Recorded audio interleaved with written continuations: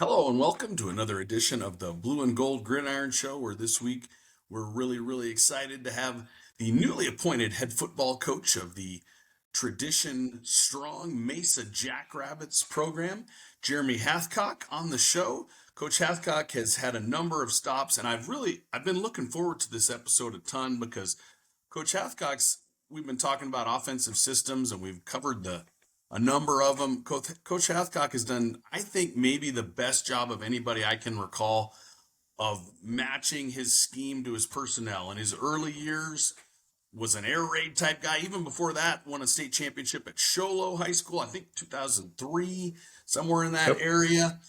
Then he went to Desert Ridge, who at that point was in a really difficult region. And when he first took over at Desert Ridge, I think they were outmanned very often, and he did an incredible job running some air raid stuff. I remember quarterbacks he had throwing for 500-600 yards a game, and I was a young coordinator who had no business being a coordinator at the age I was at, and Coach Hathcock was always very forthcoming and generous with his knowledge and taught me a whole bunch of stuff about the air raid. Obviously, my flirtation with the air raid was short-lived because it was not necessarily my cup of tea, but I did learn a ton from him.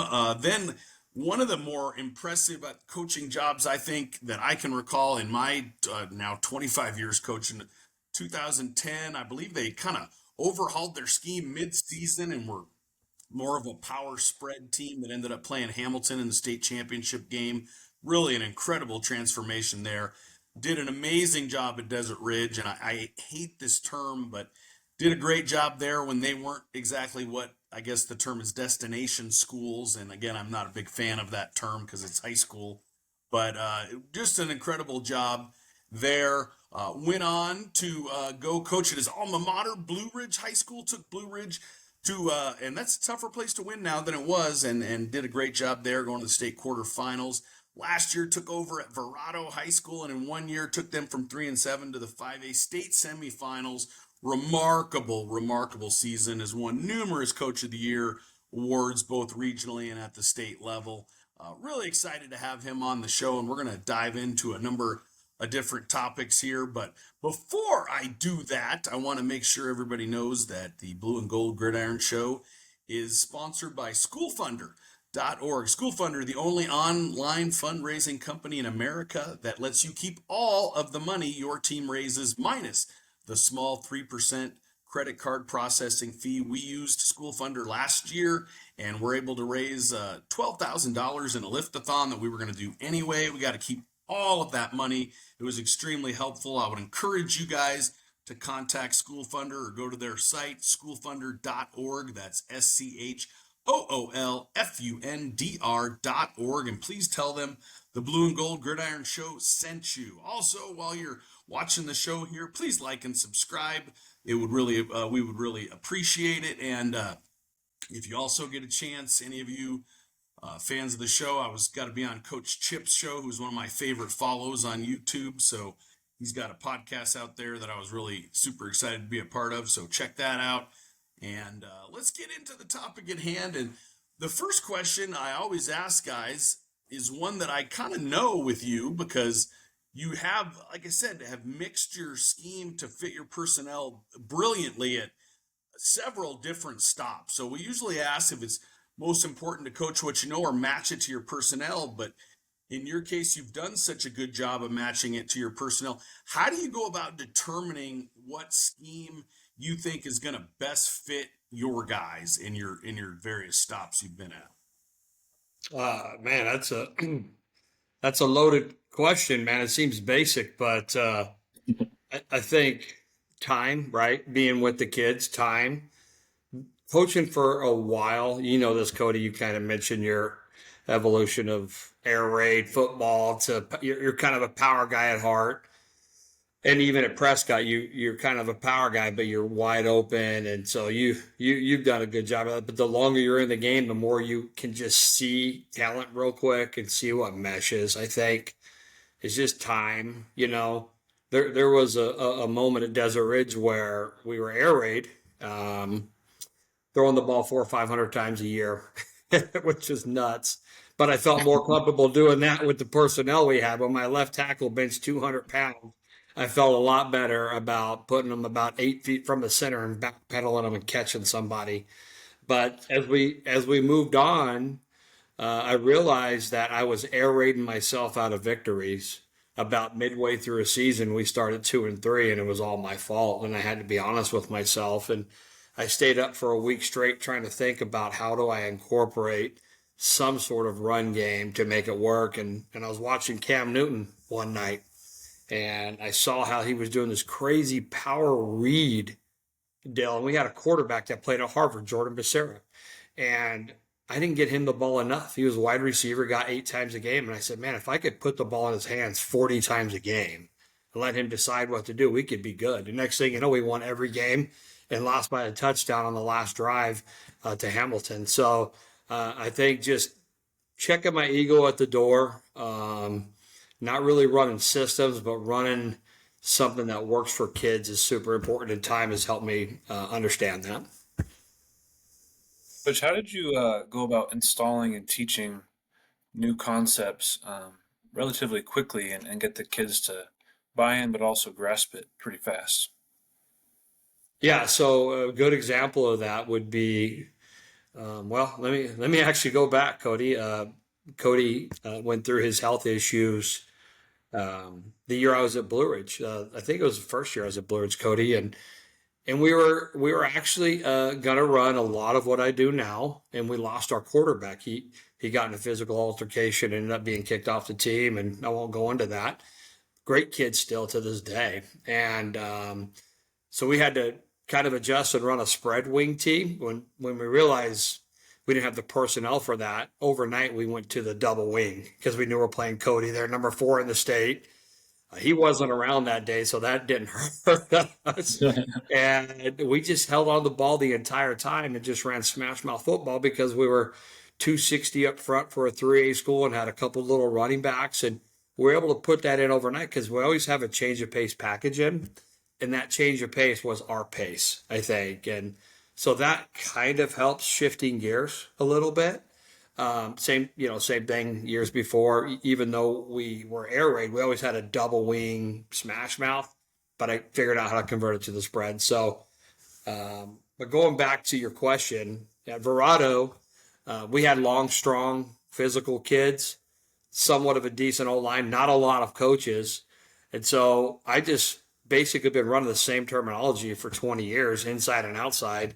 And I've learned how to adapt that to the kids so they understand. So we went from wristbands to hand signals and ran 5 plays and tagged everything along the way. So once they learn the base 5 plays, then all of a sudden now we can tag and go along the way. And what's funny, and you guys probably know this, I literally run 2 formations now, right? Trips and doubles. And that's all I run. And don't get me wrong, we do a couple this and that, but that helps the learning curve, I think. I always love watching your teams on film, and I always get a couple wrinkles and different ideas watching your teams through the years. What do you think has been the key to being able to have success at multiple stops? And you've been at schools. You've been at schools in the valley, bigger schools. You've been at smaller schools, Sholo and Blue Ridge, Verrado, number of different places now at Mesa High. What do you think has been the key to being able to get it going at each stop? And have there been differences in each school in terms of the culture of the school, of the community? And what about that if you were giving advice to somebody that was taking a job? Like, for example, and I think Post and Butte is great. I love Dane. He's one of my closest friends. Him and Rod Holmes are great guys. But I personally didn't feel like I was a great fit at Post and Butte. I think I'm probably a decent fit at Prescott. I don't think I'll go anywhere again ever. But how have you been able to kind of fit in each different area? Because I think that's something that coaches are underrated in, and Mm. finding a place that you're a good fit for. How have you been able to do it at so many different types of schools? Man, that question right there is something I keep asking myself, Cody. If my wife ever watches this, I have to tell her you have to have a wife that fully is invested. Like when we're making this move to Mesa, I had to remind her, I'm like, unfortunately, you married a football coach and I'm a competitor. and I have to go where I feel like the next thing is for me during this journey. Now, this is my last one. Everybody says, "Oh yeah, sure," but after seeing the kind of turmoil caused the community here at Verrado, I love this place here. I know that this will be the last one. I'm going to put everything I have into this one. But that being said, on top of my wife, I think there's a guy named Jeff Steinberg. You know who that is? And the guy's amazing, right? Um, Everywhere he goes, he wins. And I used to look at him like, man, this guy just keeps bouncing around. He can't stop. And here I am, you know, doing the same thing. But I think coaches, what we do, I think, is more of a calling than it is a job.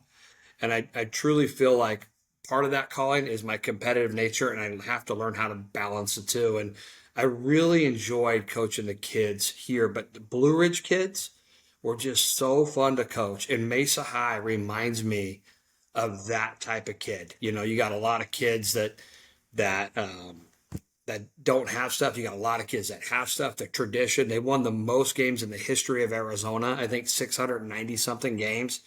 That tradition appeals to me. They haven't really put it on the board lately. The youth movement there is for real. We got freshmen, sophomores, and juniors. The culture there with all the Polynesians and different groups of people, and the love and the respect for the community is outstanding. It blew me away. And so that being said, like I forgot what the question was, but I think in order to win at each place, I think you have to have a core value system and understand how to get in there right now and be who you are. So I'll give you an example. At one of the schools, Blue Ridge, right? I went in there and I tried to embrace the tradition I grew up with. It wasn't there, and I wasn't myself, right? So it took us a couple of years to get going.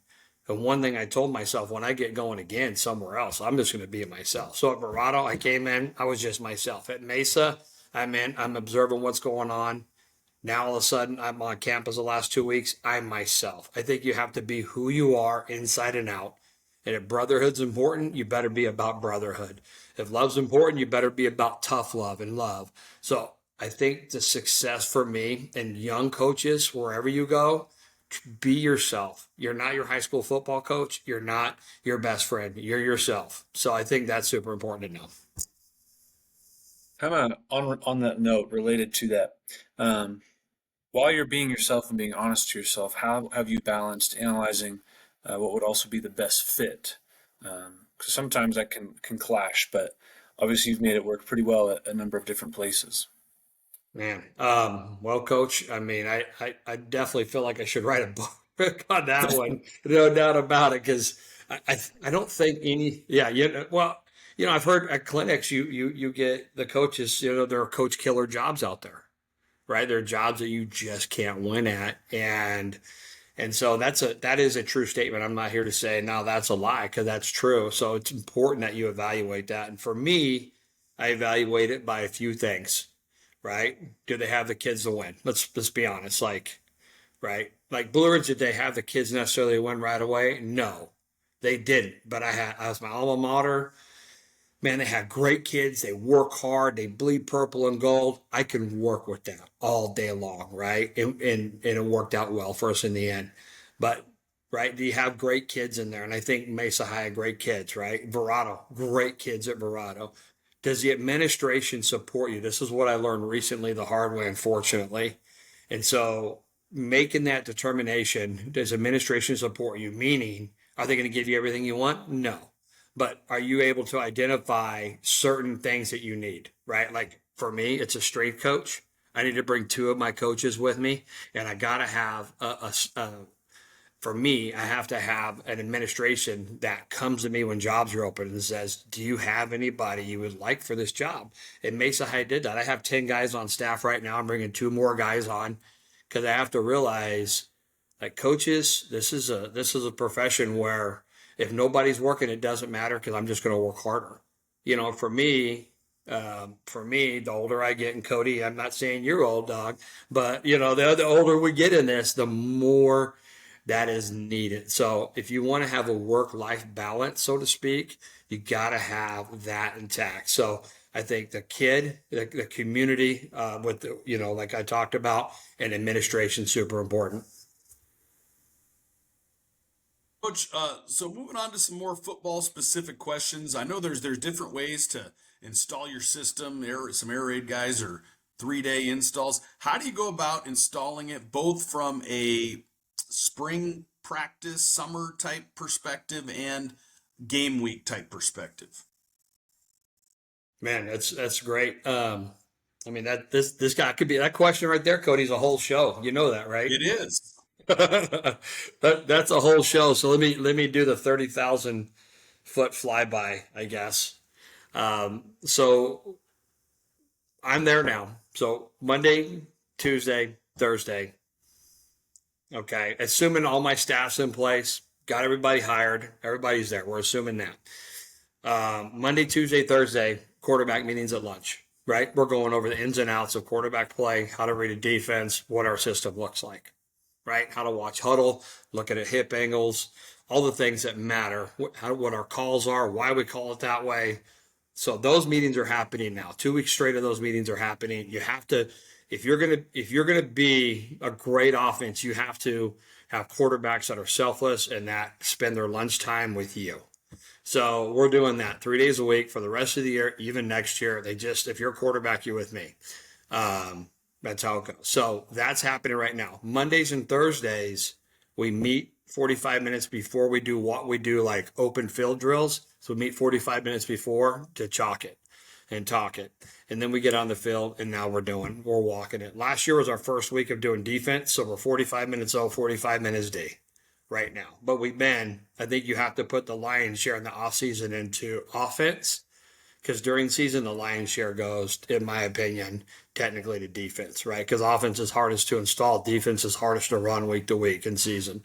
So, that's how I divvy up my time. At the end of this month of April, we'll have OTAs, which is actual hour and a half practice walkthroughs. Then I only do spring football 3 days a week for 3 weeks. I don't want to burn kids out. So spring football happens 3 days a week, of which we're actually simulating a real practice, a 2-hour practice. And I can actually, when we get some time, and I can pull up on my screen here, I can pull up a practice script. We can look at it. I can walk you through it if you choose. And then during summer, we practice 2 days a week during summer. We lift and run 2 days a week. Actually, we lift 4 days a week, but we run 2 days a week, and we do that for the month of June. July is all about conditioning, camp, getting pads, and playing football. So that kind of takes us up to the season. I don't know if you want me to continue from that point on or not. You tell me.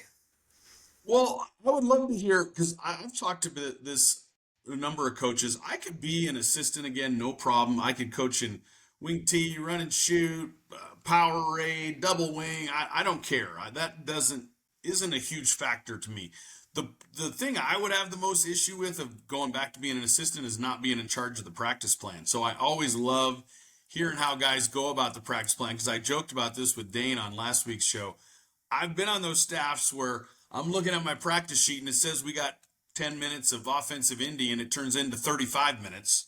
And I'm going, that's fine if it's going to be 35 minutes, but tell me it's going to be 35. Don't tell me it's going to be 10. And I have running backs, and I got 6 of them. And by the time we get to team, they're half dead, because we did ball drill. We did every running back drill I know in the last 35 minutes. So that would be my big. So I always love hearing about how guys put their practices together. Yeah, man. Well, I could be accused in the past, if my former players were watching this, they said we practiced for 4 hours, But I have been accused of pausing the time a few times throughout my day. But since the transfer portal happened, though, Cody, right? The kids could go wherever. You got to bump the music and have a little fun now. Since all the transfer portal stuff happens, the 3-hour practice days are a thing of the past. And to be honest with you, knowing what I know now, those were still archaic back then. But we do what we did when we were players, right? For our high school teams or our college teams, are just creatures of habit.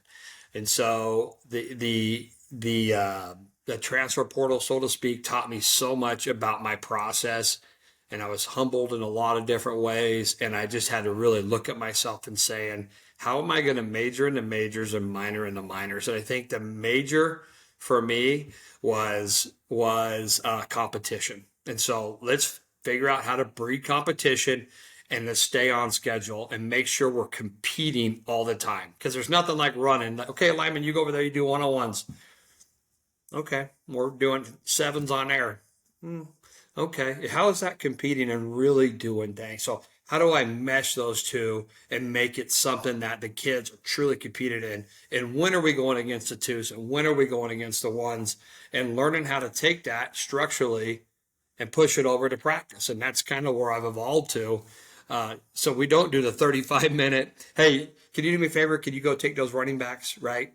Now, during the preseason right now, I'm trying to get my running back coach because, they don't run routes. So we got to spend a lot of time running routes. Like, hey, I know all of our protection schemes aren't in, but I really need you to work on X, Y, and Z. Go do that for 20, bro. But we're not on scheduled time right now. We're just in 45-minute chunks, EDD stuff. So anyways, but I can walk you through it if you like. You just let me know. Please do. Please. I'd love Can you see my screen? I can see passing update and tactical full there, 10U and that type of looks stuff. good. But I would love to see a practice plan. Okay. So, Cody, guys. So what I do is I basically have my practice plan. So I have Monday, Tuesday, right? Buena, what we did versus Buena. I got everything here, man. This is just, it goes on and on and on and on. But I have all my practice Monday, Tuesday, Thursday, or Monday, Tuesday, Wednesday, Thursday. We have just such an awesome way of running practice. I really feel like what we do is really cutting edge to an extent. Of course, every coach feels like that, right? Can you guys see it okay? Yep. It's a performance issue, it says. Can we put fits now or dismiss? Just dismiss it. It'll fix itself once we download it. Okay. All right. So this is basically a Monday practice, and I'm going to give you a flyby real quick of practice schedules because they change. Okay. When we come out, the kids and everybody knows exactly what we're supposed to be generally all the time, right? Like, varsity's 15 and in, JV's 35 and out, each play run twice, blah, blah, blah. Like there's like tags and signals for people to know where they're going to. So we do all of our pre-practice beforehand. Anything we need to get done before that, we're working on. We do our stretch. I still believe in stretch. I'm old school. I know there's debates on that. I think it's important we bring everybody together, and then we'll jump into basic PAT. Then we'll hit our run review and our walkthrough script over here. So we go down to our walkthrough. Hit our walkthrough script. So we feel like versus Desert Edge this week in the semifinals, we felt like we were going to see these type of fronts versus them, right? And that's a lot of fronts, but we are in the semis. So we thought those 9 fronts were going to be the best, and these are the plays that we were going to run against them. So we'll run each play both ways each time, to that front, to this front, to this front, whatever it is, right? So we're running it right, we're running it left, we're running it right, we're running it left, right, left, right, left, right, left, right, left. So we'll do all this, and we run through probably, 80 plays within 20 minutes. And we do that by quick 3-step. Running back goes full speed. Everybody else 3-step. Then this is our screen. This is our pass plays. Right now, we're working on our trips, right? This is trips left. Late is doubles and trips right. So our receivers are going through this. They go 2 at a time. There's 4 receivers. They go 2 at a time. The 1s and 3s, the 2s and 4s go at the same time. So basically, we're going over the things that we feel like we like against these guys. Now you're saying, Coach, that's everything. Yeah, it is, but it's also for different coverage, and it's also all of our tags that we have built into it as well. And so remember, it's semifinals. So this is a very built out type of script. Okay. So we'll get into our walkthrough script. After our walk, and stop me anytime you guys want. Okay. After our walkthrough script, when we hit punt, anybody who's on punt runs over the punts, will continue in our walkthrough. Then on Mondays, we go inside run versus Scout D, which is basically our JV. That's our tempo stuff. Whenever we go against JV, because JV and varsity for us practice together. Whatever is versus JV, I am standing back here and I'm doing all these fronts that I think we're going to see. And I do them in the percentage. I think this is important. You do it in the percentage that they run their fronts throughout the film that you have. So we feel like they're going to run Steeler front, more than or ice. They run a lot of ice. So if we feel like they're going to run a lot of ice fronts that we call ice, we're going to put it in the practice script for the percentage of times that they've ran that versus teams like us. So that way we're not just practicing it, we're practicing the amount of times that we feel like we're going to see in a game. So they're used to seeing that amount of times. But at the same time, we're running everything they do within reason. Does that make sense? Absolutely. That works my stuff well. I love that line of thought too. Yeah, yeah. I figured you're kind of that. You're an offensive guy. You're that guy. We overthink things way too much. So this is a big thing that you're not even trying to tell kids they're going to run this or that. Like they don't even know what percentage of time. Their eyes just are getting trained for that percentage of time. So that's super important. The kids don't even need to know that. Okay, so we're doing this first our JV. At the same time, we're doing our mass releases and we're working our ones, then our doubles. Our varsity always goes first. Our JV always goes second. JV's running versus the defense second. Varsity goes against the offense. So we got 10 minutes of offense while we go scout D and 10 minutes of defense versus scout O. Basically, if you're only an offensive guy, you're still running versus the varsity. Okay, so the JV guys love those guys to death, but they're running routes. They're basically running scout team routes this day. Okay, then we go take our walkthrough script, put it in actual real-time play. Now, we work this way. We work trips left, doubles, trips right. We work left, middle, right, and we're going from the north 48 and in because everybody's got stuff going on. So I want to be organized on where we go. That's super important to understand. When you got 100 guys on the field, you gotta know where the heck you're going, right? So we're working North 48. The reason the 48 is because, let's be honest, it's semifinals. So we don't need to be on a yard line. We need to be somewhere where we can understand where we're at. So it's too easy to practice yard line to yard line. We want to practice where our kids understand landmarks instead of yard lines. Okay. So we're working left, middle, right. So we're working boom, boom, boom. So I usually go 3 runs, 3 passes, 3 runs, 3 passes. So we'll just kind of work that. These are all our installs. We just kind of want to work up and down the chart. So we'll get 30 plays in 15 minutes, right? We're going bam. We're communicating. We're on the line. We're going. We're ready to go. We try to generally have everybody rotate every single play. So if you have those guys that can rotate every play, that's how you're able to get moving. Me on the scout D, our JV is not flying around. They're moving fast and they're getting lined up. So you see I run the same D each time. So we don't have to switch it up every single time. That's super important to know. If you're going to go tempo, you have to make a place for them. Okay. That being said, we're jumping into our punt return. Basically, we're working, if you can see, like, I wish I probably should put, like, who goes where. Like, these guys are doing that, right? And so, punt return, blah, blah, blah. So now, this is where we run all of our script right here. So we're basically pass pro with 2 centers and we're working half field. Okay, so we're working one-on-ones. So our tackles are going, our guards are going, our tackles are going, our guards are going, right? We're working one-on-ones while we're running this route right here. We have basically split field coverage in all of our trips. So our half the field guys, defensive guys are getting left, and the other half are getting right. Does that make sense? So the single side receiver's probably getting abused here. Right? So that's just how we work on there. But there's one-on-ones actually happening. We make sure our linebackers are still taking their pop if possible because they all want to cheat on this, right? Defensive guys are cheaters. I don't care what anybody says. They're all watching me signal and sitting on the play. I always tell them, right? You know what I'm talking about, Cody. So No question. No, not at all. So here it is. So we'll get 10 in there. We'll get 10 in, obviously, in our late, and we'll get 10 in our trips. Okay. So that takes us 15 minutes to do.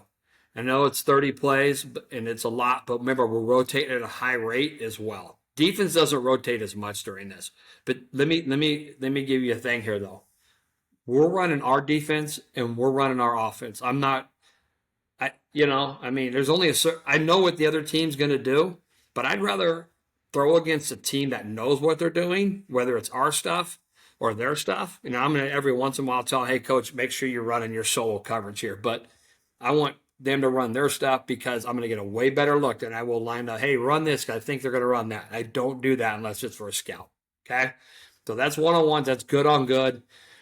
Defense, they get good on good time. Offense, we get good on good time. Then we're done. That's Tuesday. That's Monday. So if you continue that thought, this will be a quick flyby here. Okay. Gotcha. Flyby here, sled, boom, stretch. We're going right into what's called Husker drill, where we're working left, middle, right. So I number my receivers 1, 2, 3, 4. Something I got from Matt Logan at Corona Centennial. I actually went full into it this year for the first time, and it saved my life because it always tagged by putting a number in a route. So I'm like, why don't I just call them that? So 1s and 3s go, 2s and 4s go, 1s and 3s go, 2s and 4s goes as fast as possible when we're in late, blah, blah, blah. So we're doing all of our Husker drill within this sort of thing right here. This is our Husker drill that we're running. Okay. Then we get into, where am I at here? I think this was meant to be inside run right here, I believe. Let me think here. Sorry, guys. Let me look. Coach, I Yes. just love, it's such a simple detail, but putting varsity 20 and in and the JV and 35 and out is such a simple thing, but that's really good stuff. I think something I might have overlooked. Yeah, I mean, it's to me, it's easy. And I don't want to belabor, but that's how our practice rolls. So, we're servicing for inside run here. We're doing our inside run. This is good on good, but they're running our stuff. Same thing. Then we're doing like half team, half the line goes, the other half the line goes. I mean, it's just the same thing, but we're competing. Coach, we're competing all the time. And so I can go on, but I know I'd be talking for 20 minutes.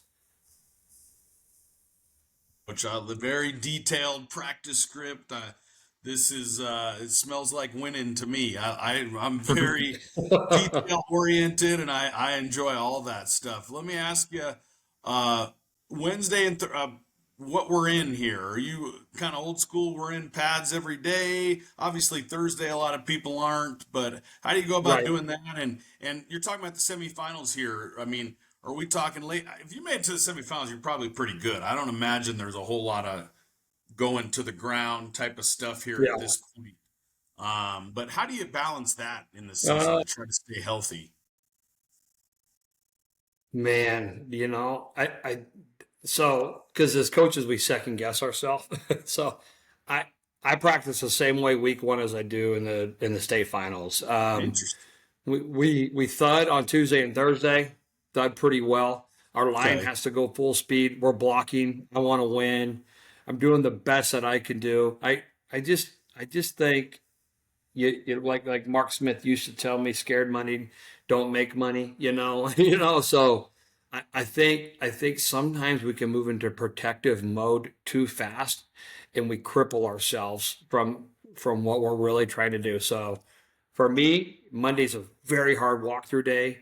Tuesday and Wednesdays, we're going to go get it. Thursday's an hour and 15 minutes walkthrough. Believe it or not, we still get 300 reps.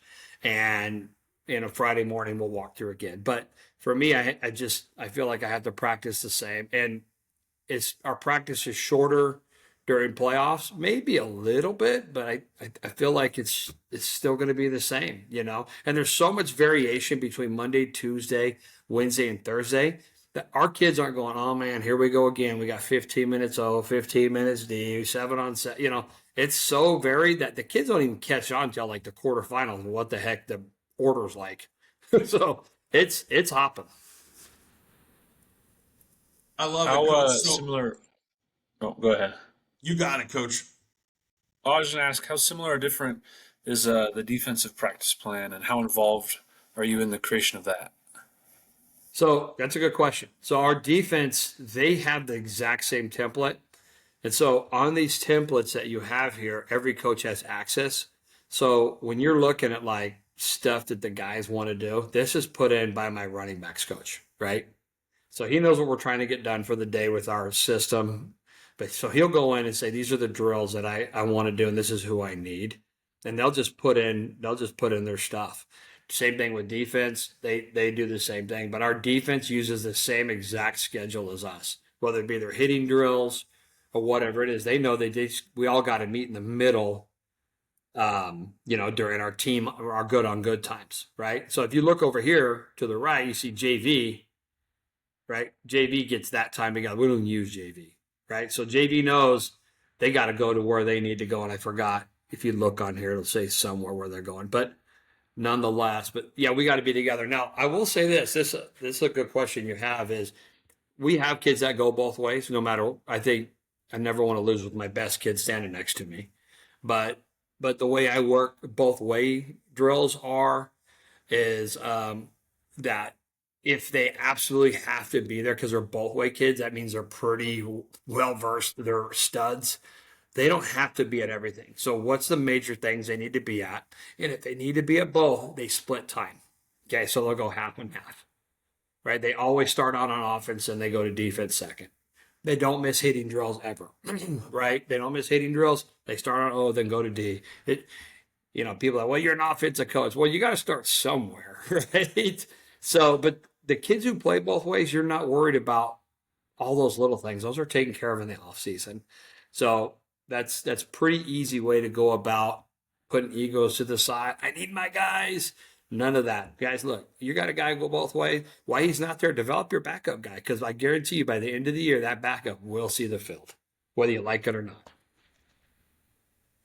Coach, how do you go about, and you kind of answered this, the practice plan maybe changing a little bit based on where you're at. Did you use the same type of practice structure at Blue Ridge? Obviously, a much, much smaller school. How did you go about adjusting it to the schools you were at?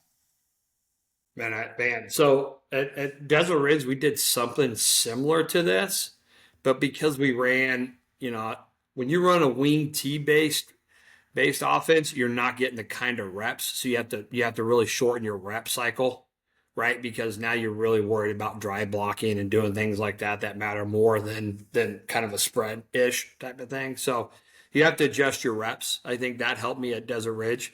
But at Blue Ridge, I was not able to use this schedule because I had two-way players. I don't think I have it on here, but I took a version of this and split it up. So I did not vary it very well. I did not handle it very well at all. To be fair, like when I got there, I thought I couldn't use this at all. So I basically put it to the side, took out some old school, put on the leather helmet, and I did the old school. You get 15 minutes, and then we're going, offensive time, special teams, defensive time, right? Uh, Defense on Monday, offense on Tuesday for team, and then that's kind of what I did the first couple years, mainly because we had 22 kids. We had no kids, so those kids had to go versus each other the whole time. And then my last year, as the numbers started going, we started running a little bit more spread concepts. We basically took components of this and took our 7-on-7 and popped it in the middle of our script. We would take our inside run, pop it in the middle of our script, and then from that point, just kind of cherry pick, right? Because it depended on each week on who was healthy and who wasn't healthy. Because literally, I think we hit one playoffs with 20 kids my second year there, and we weren't very good. We started 5 freshmen, but nonetheless, I think you have to adapt to what you have. So, small school, is this meant for small school? No, it's just not. But you could take components of it for small school football and take pieces of the structure and put it in there. At least for me, I'm not the smartest guy, but I figured out you kind of got to be who you are where you're at. So we're going to move on to the next part, Coach, where you're going to coach us through some concepts as much as you're willing to share. As always, you've always been so incredibly generous with your knowledge. So walk us through some film and maybe coach us up on a run Okay, concept. let me get to my huddle here. I'm a classic guy. I don't know about you guys, but I'm a huddle classic guy. So I'm 100% huddle So is classic. Cody. Coach Brusso has tried to convert me and he has failed. No, you just hate whenever I'm on it. yeah. I Well, do. the good thing about the new huddle is you can zoom in, right? Yeah, I wouldn't be able to tell you. I'm not on it. So All right, let's see here. All right, you guys got me there? We got you. We got all 24, 25 season. Goodness gracious, that's a lot of film. 130 hours on. Yeah, well, I mean, I don't even know what half of this is. I'm figuring it out. So let's see here. Right here. Okay. Let's see. Mm-mm-mm. All right, let me just go to offense here. Okay. Oh, I'm in the wrong place. There, that's why it's right there. Let's see, library. Okay. I'm wondering what was going on there. All right, guys. So I'll go with what we did last year, if that's okay with you guys. Of course. And then we could kind of move from there. So, all right. Tell me where you guys want me to start, where you want me to go.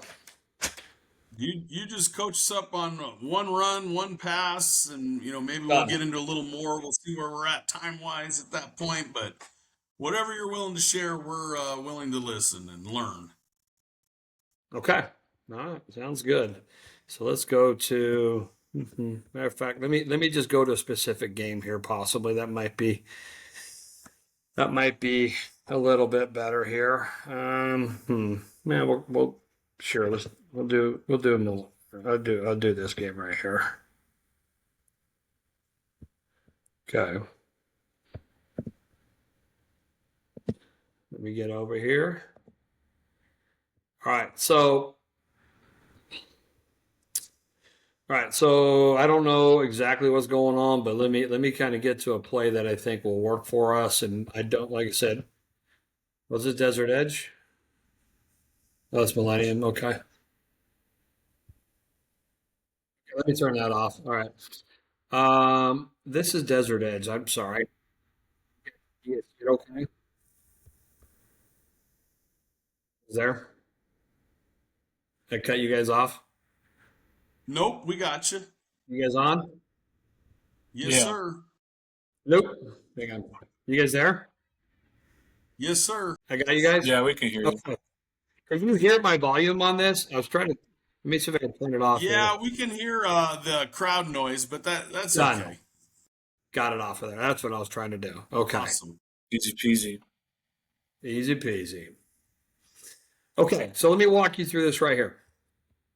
Okay. So we're playing Millennium High School. Now Millennium's a team that has just absolutely waxed us in the past, right?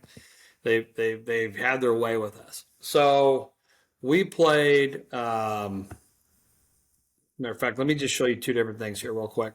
That'll be easy. This will make more sense as I go through it. I want to say I had cactus in here, but I don't see cactus in here. So never mind. Let me go back to it. All right. So we played cactus, and what we did with cactus is we did a shift out of our backfield right here. So you'll see our running back shifts right there. And out of cactus, they ran a 4-1 and it evened them up to really show their hand to make sure they're in their 4-1 where they go. And so whenever they're in trips, they move their mic out a little that way. So we felt like we can run jailbreak out of jailbreak. So, just run jailbreak. So first play, we took it to the house, right? We shifted over here, brought the mic back, and we ran a jailbreak for a touchdown. Well, so what we do is we shift again. We look like we're going to throw a jailbreak because they have a couple young guys we feel like we could take advantage of in that regard. So we shall jailbreak right here, little flash and go off of that. And so Lamar hates me for doing this. I know he does. And they told our kids it's coming. I let Lamar know the first play of the game is going to be jailbreak just to put that in his head because I like doing that. And I know he likes to blitz a ton. So jailbreak was very realistic in their point of view. So we just run a little double jailbreak flash and we hit that little slip off the backside of that. That's just kind of why that goes in my thinking. And I also know they like running a lot of man. And so whenever you see a lot of teams with a lot of man, first play, they're going to be geeked up to stop everything. And so here we go. Boom. Show them everybody's hitting that jailbreak screen and it's a touchdown. So that's kind of what my thought process was going into play one. Whenever you can open up with a score, life is really, really good. So, right, life is good. Absolutely. So all is right. Okay, let's go to. I'll just go to this one right here, Canyon View. They're a solid football team. They held Queen Creek to 20 points. One of those touchdowns Queen Creek score was Reynolds going 99 yards on a quarterback sneak because he is just absolutely the truth, right? Okay, so let me go. Not going to Clemson unless you're really, really good. Right. One of the things I will say, and I think this is important to know, I used to be a proponent that defense has to have the same terminology as offense. I've gotten rid of that. Defense has to know, like coverage wise, I want them to call it the same. Other than that, defense has their own terminology, their own personnel, their own thing. I've gotten away from fighting that fight, Cody. Have you done that? We just call everything what our defense. We try to put it in our verbiage, mostly just for our scout teams, to be honest, so they can Yeah. get aligned pretty quickly and do that stuff. Well, we've been fairly multiple in our front, so it hasn't been a huge issue for us. But we still try to get it into our verbiage, and definitely when we're talking about emulating a team's offense, we try to put everything in our verbiage as well. Right. Well, I've never. I think it's because I've been to so many schools. I've just given up on it. So, okay, I here we can go. understand So, that completely. yeah, I've given up. Okay, so I don't know which play is what. So when we get up, let me just look how we break down film. It's pretty easy. You guys probably do the same thing. Anything outside the apex, right? We count. So right now we're plus zero or even, right? Right here where I can explain it more. We're plus zero or we're even in this point, and there's six in a box right here. Okay, they love running the Iowa State defense with this guy pinned down. For some reason, this game they didn't run a ton of it. Very grateful on that, but nonetheless, they didn't have their safety here all night long, which we had some backside stuff for as well. But so we're seeing our box right here. It's bubble, so we has a chance of throwing a quick bubble screen or running our zone read scheme as well. So one of the things you think about when we're running our zone read scheme, and I wish I can zoom in here. I don't know if I can. No, is we always run just so you know, we always run as much as we can to the three technique. So every single run play we have, Cody, is audible. Every run play. I know what I want to run. I generally know why I want to run it. And our quarterback is going to understand. He recognizes the front. We have two fronts. We have an out front and an in front. And this is what you call an in front. We need to account for everybody inside. We're not worried about anything coming outside, right? An out front or an up front is there's always going to be a game coming from outside. And so our blocking changes a little bit. And so our quarterback, through his cadence, notifies the lineman that it's an out front or notifies them that it's an in front, and they block it accordingly. So this is an in front. He lets them know that we're going to run it to the three tech, which I can't see it right here, but it looks like the three tech is here. So let's see it real quick. I could be wrong. Nope, three tech's on the other side. So we definitely want to run it to the three tech, which is here. So we just work, and they twist and stunt more than anybody that I've ever seen. Right? Should he have thrown the fast screen here? Yep, he should have. But am I going to yell at a kid for not throwing a bubble on RPO? Never, because I don't know about you. Just like you feel about passing league, I feel about RPOs, right? I'm not feeling great about it. So as we're going through here again, next play, let me actually go off the next play here.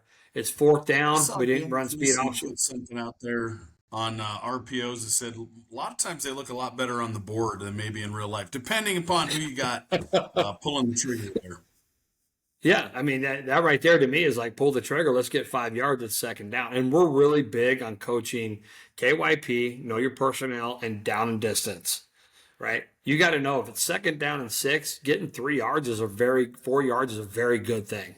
Right? So we got to know that. So we ran. What we were trying to run here is this is the example of a tag.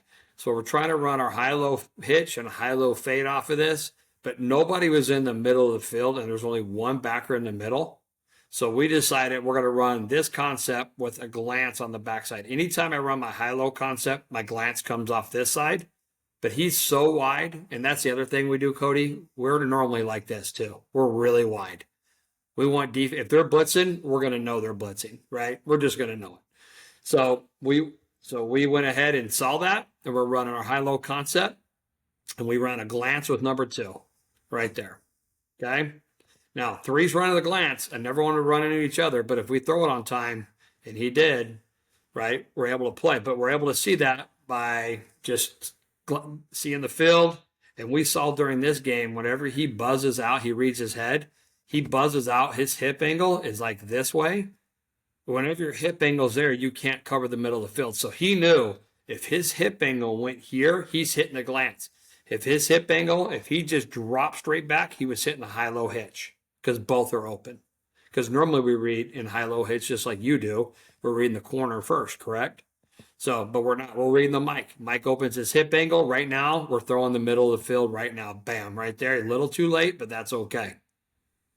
Anyways, he makes a great little play out of it. And I want to get to our zone play that I feel like is a really good play for us. So if you guys can bear with me a little bit. Okay, so here's the zone play. Notice everybody's they're still setting up. They're getting going. And then we're just trying to find out where the heck the 3 technique is. I believe it's here. And so we're just blocking zone. So that we would call this basically a rip front, and then we're blocking up front. So notice that. One thing you want to notice is this right here. Watch our left guard. We smart split all the time. Our normal splits, normally speaking, now we always change it. These guys are probably 3 feet. You see he's 4 feet, he's 3 feet. These guys are a little bit closer because we felt like that kid was a pretty good player. But so we're a little wide. If we're checking our zone into the 3 there, he's going to smart split down. And now we're going to run the play. Boom, and then he just jumped. I do remember that about you with the split. Yeah. So we'll just smart split, and then it's pretty good. Now look, this backer did a great job, but we cut that off, and we worked so much on running the football.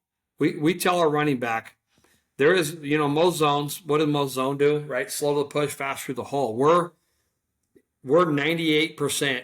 We're almost 100% to the hole. We want to hit it like triple option. Okay. Quarterback should be at 4 yards from the ball. He's close, 4.5.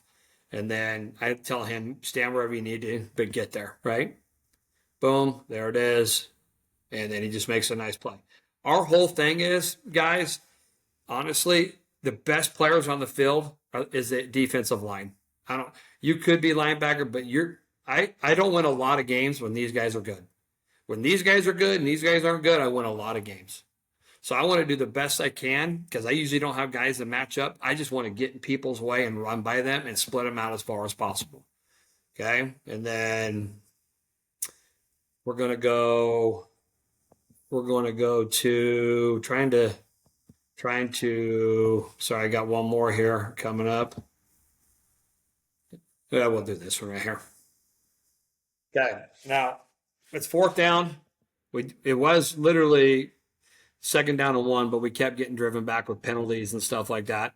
So all we decided to do on this, because we thought they'd be in 3 safeties, I think we go to empty. No, we don't go to empty here. Sorry. Is we're just running an inside crossing route. And we just told him on 4th down, who cares? Read him. If he opens up, throw it to the middle of the field. If he stays where he's at, throw it to the back pylon. Right? Sometimes you just got to take those chances, and that's what we did. We threw it to the back pylon. But the key to this route right here, this is our main route. We love to run glance over the middle. I'm going to show you one more after this, code. One more after this, guys, if you're cool with that, is we wanted him to run right in the middle of the field to hold that whoever is there, right? Just to hold him right here. Boom, step on toes, as you know, and go. Okay, that right there is a key. Everybody in America runs that route. At least if you don't, you probably should. Okay, so let me go to Millennium here, and I'm going to do this. I'll be real quick. Offense. Then I want to go to play, analyze. Let's go right here, 6 switch. Okay, so.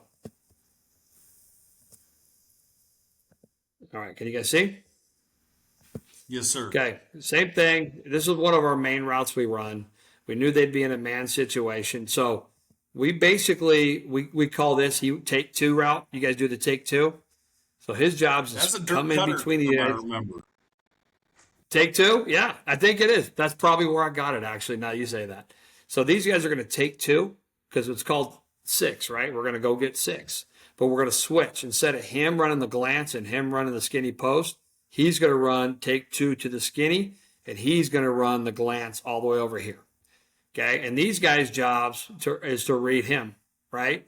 If he could touch him at 10, he keeps going. If he can't, he just runs a whip at 10, right? So the way we read this is we read left to right. However, we run switch. I want him to get his eyes right now on the safety to see what he's doing. So this is our quarterback getting his eyes on there right now. Right when he saw his hips flip, right? His hips flip. He already knows where he's going. He just lets it go. Okay, so that always helps. I think whenever we're running our normal six, we go left, right? We go left side read because we always want to flash to hold the backer to the glance to the post. That's how we read it. This will be a pre-read. He catches the ball twice a year. So, but on this one, whenever I run switch, he's getting his eyes on his safety right now. One more time. And there it is right there. And you can see through it right there. And then let me go to one of the things we have off of this right here. We have these He screens definitely right here flipped that are those drawn up really hips. nice. Say it again. Yeah. So this play right I here said he definitely protects. flipped those This hips per, and gave him a. oh, that was an easy read. I'm sure any quarterback could have ran that. So this is another thing. This is one of the biggest plays we run. It's super simple, but it takes a long time to work. Our linemen are going to step down, let everybody go away, and then they're working out and up, right? So this protects. This is our screen. This is a straight fast screen into the boundary. If you see the splits we have here, right? I wish I had a rear end zone view, but our rear end zone, we had to like unplug from huddle. Something was wrong with huddle this year. I don't know what it was for us. So, but they're really wide no matter what. But he's literally like, what, 6 yards from him? So we're going to make that play all day. So we just flash because Milliam did a really good job of squeezing and just come down and go get your grounds. Same thing over here. Going to run another one here, I believe. Here we go.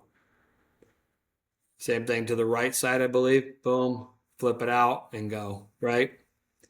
Easy way, cheap. I think when you're looking at offense, you're looking at cheap, inexpensive ways to get a lot of yards, to move the ball, not even to get a lot of yards. Okay, let me take you through this because I think this is the best thing we do. And then I think if you got any more questions from there, guys, I'll do it. Now, notice it's really easy for us. Notice we're in the middle of the field. Excuse me, we're on the right hashes, so to speak. So anything like right of the X, basically, or we try to be in trips this way. Okay, so this is called zone bubble. And so we're counting right now. The bubble probably is there, but he decided not to give it because this guy's pretty aggressive. So now, one of the things you'll see is we like running it to the 3 technique, but we call this an ox front, right? It's a 4-2 ox. Outside means they're outside right here. Ice is inside. So our quarterback basically sees no boundary linebacker right here. So all we have to do is read the end, right? And our rule is if the end crosses the quarterback's face, he pulls it, right? A lot of people say if the end's at the mesh point, right? You have only if he's inside the handoff. He's got to be inside the handoff for the quarterback because this guy's paid to make money. Quarterback is paid to throw the football.